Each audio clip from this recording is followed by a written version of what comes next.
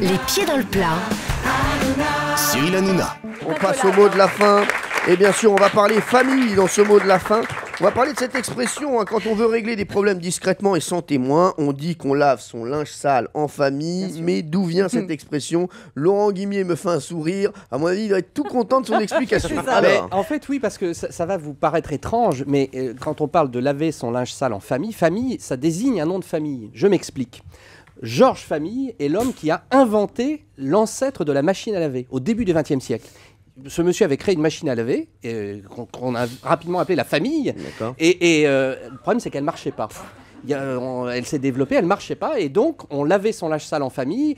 Et ça générait du bordel, du bazar. Et d'où l'expression laver son linge sale en famille, dans la famille. Ouais, c'est ça. Bah vous, en tout cas, vous êtes entartré.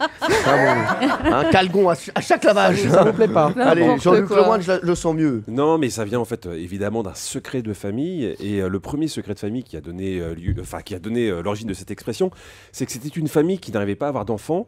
Et en désespoir de cause, ils avaient adopté un petit chimpanzé.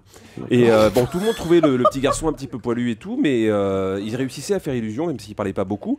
Et pour éviter qu'on le découvre, et notamment qu'ils prennent des douches collectives, ils avaient décidé de laver son singe sale en famille.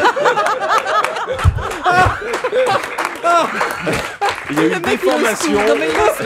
Comment tu peux lutter? Il y a eu une déformation et on a gardé ça. C'est exceptionnel. J'aimerais tant que ce soit ça. Malheureusement, non. Génial. Allez, qui a une explication? Si vous n'en avez pas, c'est pas grave. Hein.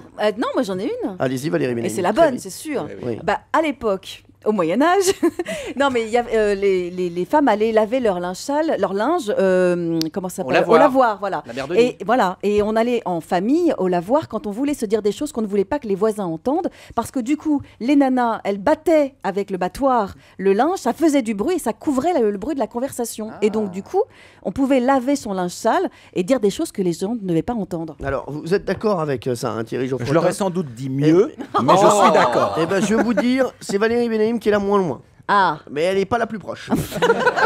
C'est une expression inventée par Voltaire au XVIIIe siècle. À l'époque, bien sûr, il n'y avait pas de machine à laver. Pour laver le linge, les femmes se rendaient ensemble au lavoir de la ville.